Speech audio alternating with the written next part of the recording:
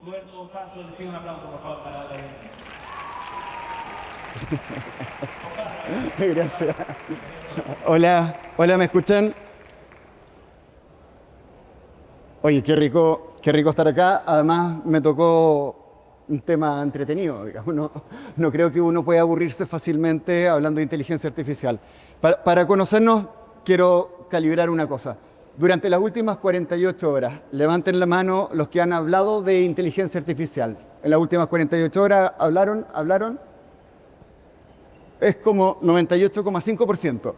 Y en las mismas 48 horas, ¿quiénes han usado algo de inteligencia artificial? Vale una pregunta, un chat, es como 90,2%.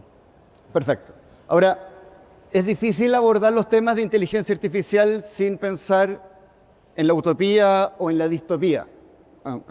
Con utopía me refiero a se resuelve el problema climático gracias a la inteligencia artificial, detenemos el envejecimiento, más bien empezamos a rejuvenecer, no hace falta trabajar, hay un sueldo universal y somos todos felices porque incluso el que no es feliz le alteran la genética para que sea feliz. Levanten la mano los que creen que podríamos llegar a una utopía de la inteligencia artificial. 1%, ok. Vamos a la distopía. No es Terminator, porque evidentemente esto termina mal antes de llegar a la tecnología tipo Terminator, pero la humanidad queda de alguna manera aprisionada, se concentra demasiado el poder en unos pocos que utilizando inteligencia artificial logran controlarnos a todos, desarrollan armamento superior y se puede reprimir o derechamente algo por ahí cobra conciencia y nos elimina. ¿Quiénes creen en la distopía de la inteligencia artificial? Más que en la utopía, en todo caso, diría un 5%. Entonces, son fantásticos los temas de la utopía y la distopía, pero el problema es que son invalidantes. O sea, si uno cree en uno de esos dos extremos, hasta aquí llegamos, no hay nada más que hacer. Yo sinceramente no creo, no solo por conveniencia, sino que sinceramente no creo.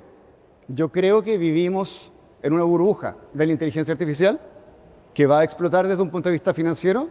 Todavía vamos a ver avances impresionantes con respecto a lo que hemos visto, pero no creo que en los próximos 50 años veamos una superinteligencia.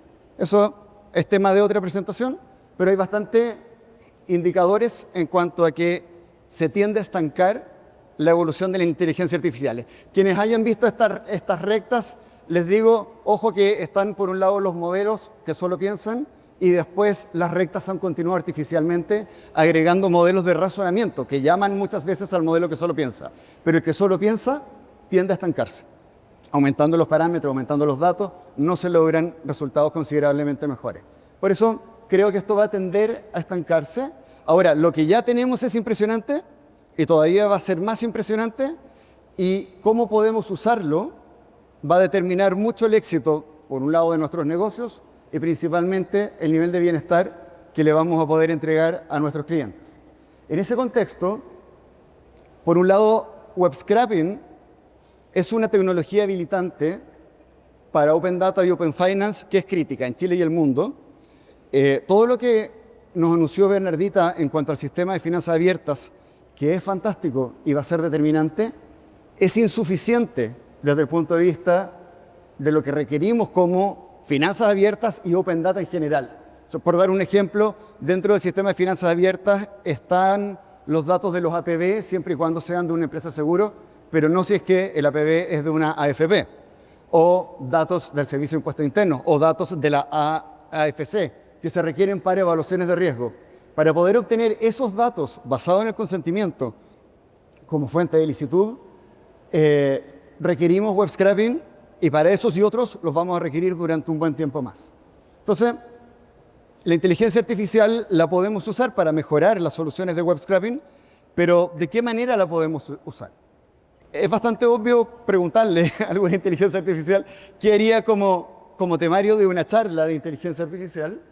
Le pregunté a Claude, DeepSeek, Gemini, Grok, O3, uso principalmente O3. Me dieron distintas propuestas de tabla de contenido. La verdad es que todas las charlas propuestas por estos motores me parecieron entretenidas. Yo las exploré algunas en el sentido de que le pedí que elaboraran los distintos puntos, pero ninguna de esas es la mía. Entonces voy a reconocer, no sé si la mía es mejor o peor, pero es la mía.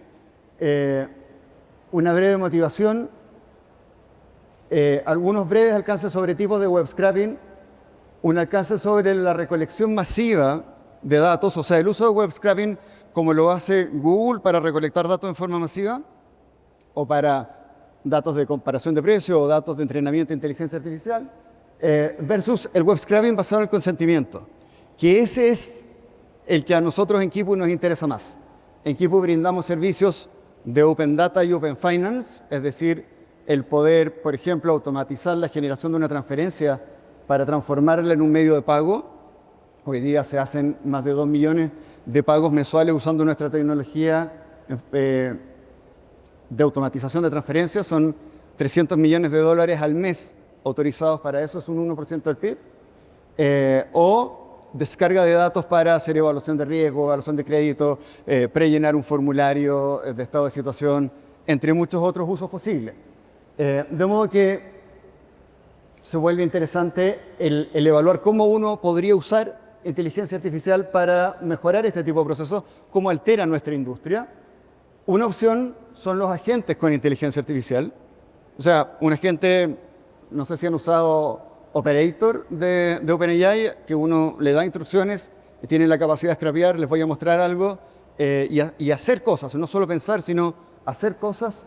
La inteligencia artificial para mejorar el código. Voy a hacer un par de alcances sobre eso que vale para cualquier industria. Cualquiera que haga desarrollo de software puede hacer mejor desarrollo de software usando inteligencia artificial. Pero ¿cuánto mejor? ¿Y qué hay que hacer para hacerlo mejor? Inteligencia artificial para configurar scrappers. O sea, ok, vamos a desarrollar software, pero no un software cualquiera, sino uno que es capaz de scrapear una fuente de datos y descargar los datos o completar la tarea que le hayamos encargado. Luego, configurar scrappers, es decir, no voy a hacer un programa distinto para cada fuente, sino que voy a tener una tecnología base que es capaz de ir a distintas fuentes a descargar datos y la voy a configurar para las nuevas fuentes, pero no voy a hacer un programa distinto fuente por fuente. Inteligencia artificial para pilotear el scrapper, o sea, tengo una tecnología capaz de ir a descargar datos, pero que en vez de funcionar con reglas que previamente configuré, funciona con un cerebro, que es la inteligencia artificial que va decidiendo qué hacer en cada una de esas fuentes, dónde hace clic, dónde le pregunta al usuario por su root o su password para seguir avanzando, elige la opción transferencia, ve si el destinatario está creado, si no está creado lo crea, etcétera, hasta completar la transferencia sin que el usuario vea todo eso, sino que mientras el usuario ve una interfaz de usuario tipo botón de pago. Y algunas conclusiones. Entonces, veamos cómo nos va. Adelanté la pregunta general. Sin embargo, dado que la inteligencia artificial sabemos que es capaz de navegar la web, de hecho, porque navegó la web, digamos, previamente con web scraping, se navegó la web para obtener los datos con los que se entrenaron los motores de inteligencia artificial, y esos motores entrenados ahora son capaces de navegar por sí mismos, porque entre lo que aprendieron con esos datos, también aprendieron a leer páginas y a poder navegar. Entonces, ¿todavía tiene sentido que haya soluciones especializadas en web scraping? ¿O simplemente vamos a tener un motor de inteligencia artificial que resuelve todos los problemas? Para eso está pensada la inteligencia artificial. Un único algoritmo que resuelve todos los problemas. Ese es el paradigma base. Entonces, nos conviene reemplazar los sistemas especializados por un motor de inteligencia artificial que, como resuelve todos los problemas, en particular resuelve este. ¿Cuál es el valor real que las empresas de servicios basados en tecnología pueden lograr con IA? Esto es un poco más amplio, no solo para el mundo de inteligencia artificial. Es decir, podemos esperar un aumento de la productividad del 50%, del 100%, 10 veces, 20 veces. Lo que antes hacían 100 desarrolladores, ahora lo pueden hacer 5 apoyados en inteligencia artificial. Voy a entrar un poco a eso. Entonces, primero, ¿qué es un agente? Un agente Puede tener distintas interfaces de usuario, pero la más básica y que está muy al alcance de todos nosotros es en un chat, en donde acá yo estoy suponiendo que me pregunta si quiero hacer algo agéntico para inducirme a la respuesta. Entonces yo podría, y esto me parece una pregunta súper deseable, conéctate a todos mis proveedores financieros, haz un resumen mensual con lo que he pagado, intereses de crédito rotativos los últimos 3 meses, considera líneas de crédito y tarjetas de crédito. Le doy las URLs de mis proveedores financieros y quiero que me diga cuánto he pagado en interés rotativo. Todos sabemos que no es muy bueno estar pagando intereses rotativos, que en algún punto es bueno pasarse a un crédito de cuota fija. O podría simplemente preguntarle qué es lo más tonto que he hecho con mi dinero la última vez, asumiendo que tiene acceso a todos los datos por una pregunta como la que hice antes. O sea, primero, conéctate a todos mis proveedores financieros, los tiene. Ahora que tiene los datos, le digo, ¿qué es lo más tonto que he hecho? Me dice, oye, estás pagando esta tarjeta de crédito que es mucho más barata y la estás pagando primero y te quedas con la cara sin pagar. O ya tienes un nivel de endeudamiento suficiente como para pedir un crédito en cuotas. O estás gastando mucho en benzina y en la mantención de tu auto, no sé si te enteraste de que existe el transporte público. No sé, depende de qué tan disruptiva sea la personalidad que le queramos dar a este modelo, nos podría decir cosas con mayores grados de sinceridad. Hoy día en general la gente se queja de que el modelo es demasiado adulador y sin duda estamos evolucionando a modelos que si uno quiere, y vamos a ver quiénes quieren, nos va a poder decir, oye, aquí lo estás haciendo muy mal. Y si le entregamos los datos para que lo diga, esto tiene mucho valor. Ahora les voy a mostrar un ejemplo real.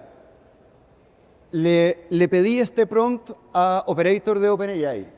Haz una transferencia de 250.000 según los siguientes datos. Le di la URL del Demo Bank de Equipo. El Demo Bank de Equipo es un banco que usamos con nuestros clientes dentro del proceso de integración para que nuestros clientes prueben sus distintas integraciones y tengan un ambiente en donde se paga con plata que no es verdadera. Pero en el Demo Bank uno puede dar la clave correcta, que es un 234, se la puedo decir, independiente del root que uno ponga, la clave es un 234, y adentro hay unas pocas opciones y uno puede elegir la opción para hacer transferencia, te pregunta datos. Y si te pregunta datos de tarjeta de coordenadas, la coordenada es siempre 112233, por eso es que acá se la puedo decir.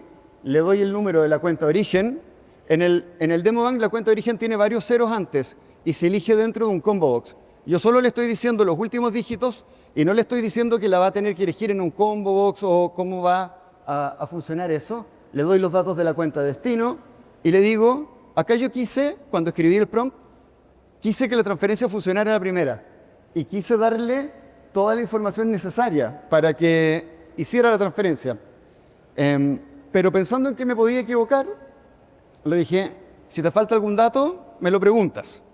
Y también le pedí, si tienes éxito, dime que tuviste éxito y si fracasas, dime que fracasaste. O sea, que sea capaz de evaluar la última página web a la que llega, de modo de identificar si logró o no logró cumplir con la tarea.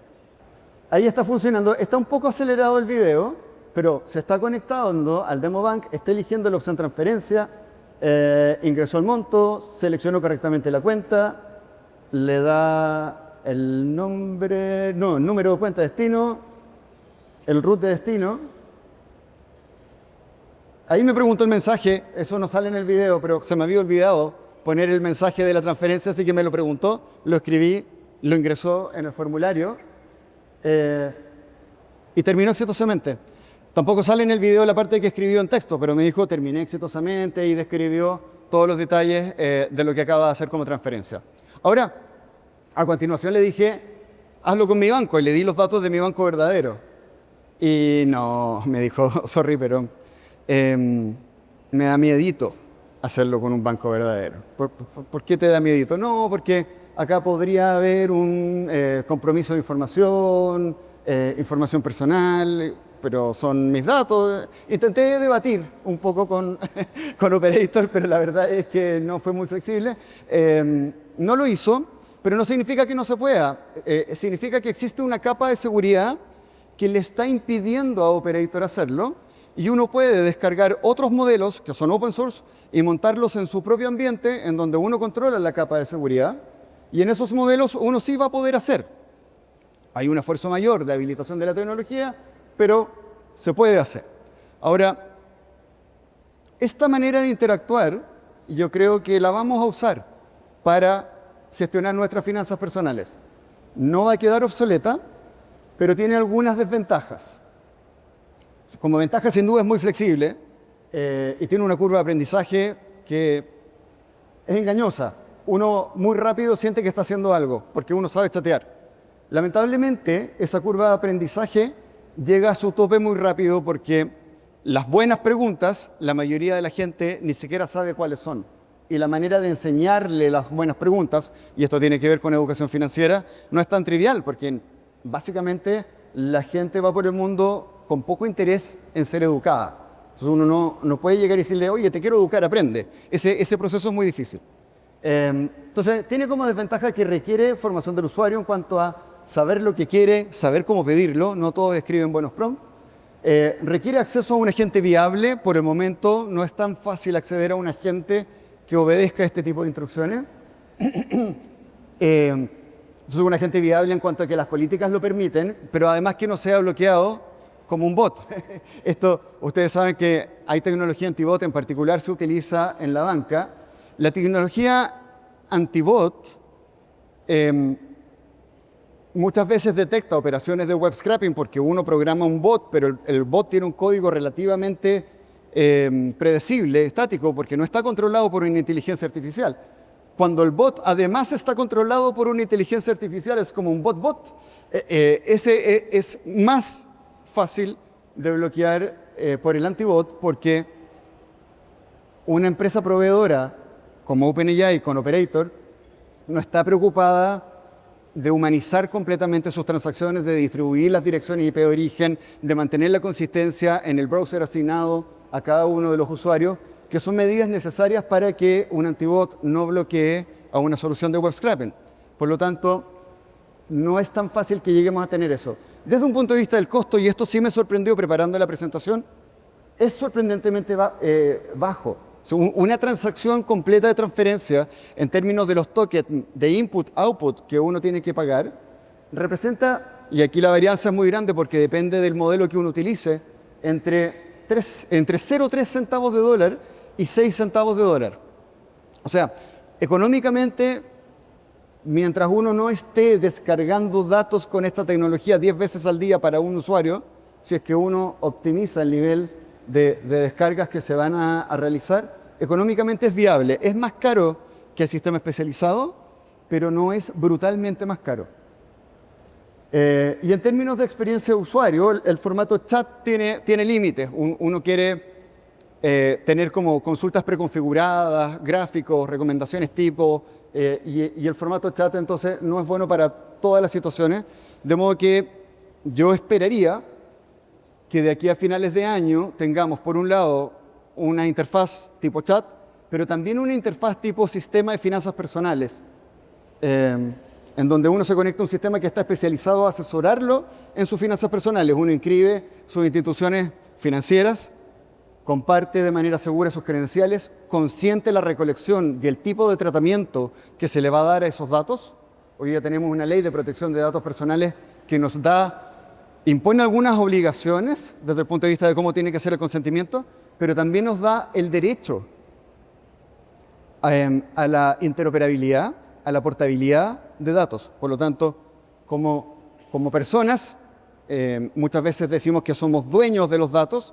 Yo sé que desde un punto de vista estrictamente jurídico no es correcto por la conexión entre el derecho de propiedad y el dato como algo etéreo, virtual, pero somos dueños de derechos sobre los datos y son derechos suficientes para poder autorizar la recolección de modo que sea automática y estructurada.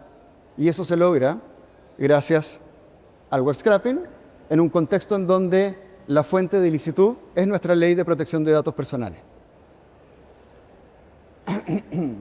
Entonces, ok, hay un límite cuando uno quiere hacerlo por la vía del chat, aun cuando es interesante.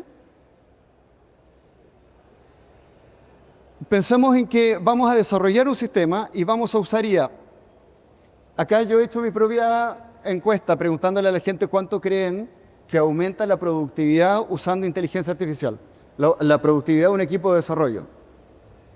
Tengo que decir que en Kipu hemos incorporado muchas buenas prácticas, tanto para apoyar el momento en que se escribe el código, apoyar la generación de pruebas automáticas, apoyar la documentación, cuando uno termina algo de código y lo quiere subir, y eso se llama pull request para que alguien lo revise, ahí hay una descripción de lo que se codificó, hay una validación automática de lo que estoy pidiendo que alguien revise. Entonces tengo una doble revisión de un humano y de una inteligencia artificial, y después en producción y luego las mantenciones. Uno, o al menos yo subjetivamente percibo que la tecnología permite un aumento en productividad como del triple. Sin embargo, la realidad no es así. Nuestra realidad interna en Kipu no es así. Y por lo tanto fui a estudios más formales y me encontré con que lo que nos pasa, o sea, de hecho estamos logrando un poquito mejor que la media, nos queda, pero la media es, en velocidad de codificación, aumenta un 55%. Estos es estudios masivos, de verdad, con desarrolladores de Google. Google ha reconocido que un 30% de su código está generado por IA. Desarrolladores de Google, desarrolladores que están en GitHub y en muchas otras fuentes. En general, lo que de verdad se logra a la hora de escribir código, 55% de aumento de productividad. Que no es intuitivo porque uno dice, hazme un programa que haga esto, esto, esto y lo otro, y salen como 100 líneas de código que uno sabría demorar infinito, pero esas 100 líneas después hay que mejorarlas, hay que iterarlas, se borran, hay que juntarlas con otras líneas que a su vez uno va y borra. Entonces, si uno considera lo que crea y lo que destruye como líneas y en un plazo razonable, la realidad es 55%. El tiempo de revisión por los pull requests baja en un 21%.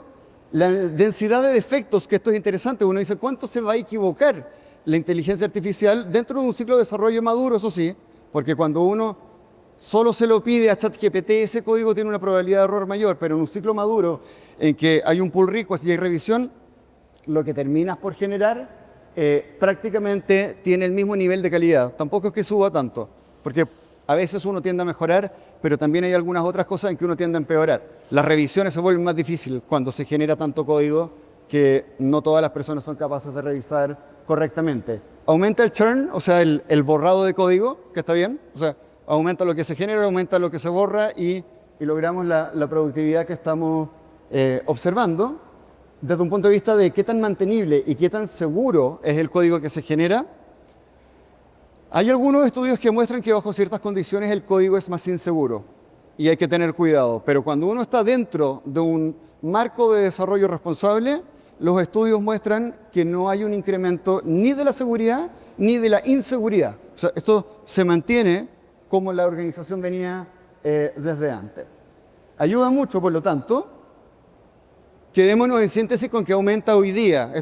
Los datos quedan obsoletos rápido porque la IA va sacando cosas nuevas muy rápido, pero hoy día aceptemos un 50%. En un año más o un año y medio más estaremos ya en un 100% de manera común.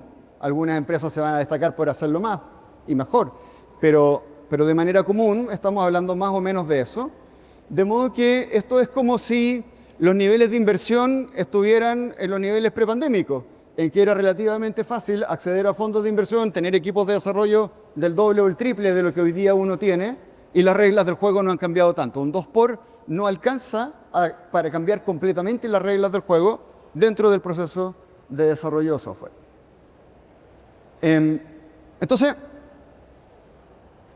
eso implica que no es tan simple como decir, yo quiero que me hagas un scrapper que vaya al Banco de Chile y obtenga la cartola y esto te lo va a generar. Y después dices, y ahora quiero otro scrapper que descargue los datos de la tarjeta de crédito. Y ahora quiero otro. Y vas especificando lo que hace cada uno de esos scrappers, porque solamente con un 2x en la eficiencia de desarrollo no alcanza para justificar un modelo así de ineficiente en la producción de scrappers que realizan tareas. Nosotros en Kipu aspiramos a generar y administrar 100.000 scrappers, que no es una locura, porque es lo que hace el líder de la industria en Estados Unidos, Plaid. 100.000 scrappers en donde cada scrapper va a una fuente y realiza una tarea. Para eso, hacer un prompt, generar el código y revisarlo, no todavía. No con el desarrollo de la inteligencia artificial en el que estamos hoy, no con el que creo que vamos a tener en los próximos 5 años. Y después de 5 años es imposible pensar. Así que lleguemos hasta ahí. Entonces, uno dice, los scrappers deberían ser configurables. Uno no puede estar programándolos uno a uno. Y para eso se inventa un lenguaje específico de configuración del scrapper y uno puede decirle a la inteligencia artificial, oye, en este lenguaje quiero que me especifiques esta fuente. Y nosotros tuvimos la suerte, el 2020, bueno, algún mérito habrá, propusimos un proyecto a Corfo de investigación en inteligencia artificial para entrenar redes neuronales que tomen como entrada las páginas web y lo que nuestro equipo de configuración, le llamamos autómata a los scrappers, y lo que nuestro equipo de configuración hace frente a cada una de esas entradas para poder entrenar una red neuronal y que esto se haga automáticamente. El proyecto duró 2 años, asignamos bastantes recursos, hubo como 4 personas de alto nivel profesional dedicados al 100% dentro de esos 2 años. Un poco más de la mitad del tiempo uno lo tiene que gastar en simplificar la decisión que hay que tomar. Es decir, antes cuando la decisión de configuración era de un humano, podía ser más compleja. El humano podía tener más opciones, incluso le permitíamos escribir código al configurar los scrappers, que representa un riesgo desde un punto de vista de la seguridad. Uno quiere que el que configura los scrappers no pueda escribir código libremente, porque podría escribir código que divulga datos personales, por ejemplo. Entonces se vuelve mucho más difícil de controlar desde un punto de vista de la seguridad del servicio que uno está ofreciendo. Entonces, hicimos una reingeniería bien profunda en nuestros sistemas de configuración. Ahí les muestro una pantalla de nuestros sistemas de configuración de scrappers que tienen muchas opciones, pero son opciones elementales. Aquí el usuario elige esta instrucción de nuestro lenguaje de configuración. Aquí realiza esta acción para, a partir de eso, entrenar una red neuronal. Y no lo logramos. La medida más estándar que se usa en esta industria, que se llama un F-score, que es una manera de combinar los falsos positivos con los falsos negativos y obviamente cuando sí la chuntas, llegamos a un 0.9. Con redes neuronales del tamaño que podíamos financiar nosotros en aquella época, ¿verdad? Con tiempos de entrenamiento del tamaño que podíamos financiar, que son muy distintos de los tamaños tanto de redes como tiempos de entrenamiento de los motores que hoy día uno puede descargar. Sin embargo, y esto es muy lindo, nos quedamos, esto es como quedarse con un tremendo auto súper espectacular al que tan solo le falta el cerebro. Y mi apuesta es que dentro de este año vamos a enchufar alguno de estos cerebros al auto que ya está hecho para poder completar, de modo que no fue perdido el esfuerzo del 2020-2021 en intentar automatizar la configuración de autómatas. Hemos seguido haciéndolo con personas que lo hacen. Sin embargo, sí vamos a llegar a la automatización en una propuesta. Nosotros hoy día tenemos una política de 100% revisión humana. Y la vamos a seguir teniendo tanto en la configuración de autómatas como la tenemos en nuestra área de soporte. Que la IA pilotee es algo que me parece súper interesante, es decir, cuando la configuración del autómata no fue suficiente y aún así llegó a una situación desconocida, la IA puede tomar el control, completar la operación y entregar la información para mejorar la configuración, de modo que en la siguiente ejecución no se necesite IA. Finalmente, como conclusión, la IA genera mucha presión hacia la especialización en web scraping, porque lo hace mucho más posible, pero naturalmente esta presión va a provocar soluciones de web scraping tan superiores y tan especializadas que en el mediano o largo plazo, dentro de la cadena de producción, van a desaparecer los departamentos internos que en muchas empresas hoy día existen, que se encargan del scrapping para hacer otro negocio. El nivel de especialización, por ejemplo, una empresa de factoring, que hoy día tiene adentro a un equipo configurando sus scrappers. Esto requiere tal grado de especialización que se justifica como un eslabón independiente en la cadena de producción. Una empresa ofrece la solución de Open Finance, Open Data, combinando APIs y web scrapping, Otra empresa ofrece la solución de factoring, finanzas personales, evaluación de riesgo, etcétera, todas las que se abren dentro del mundo de Open Finance y Open Data. Muchas gracias.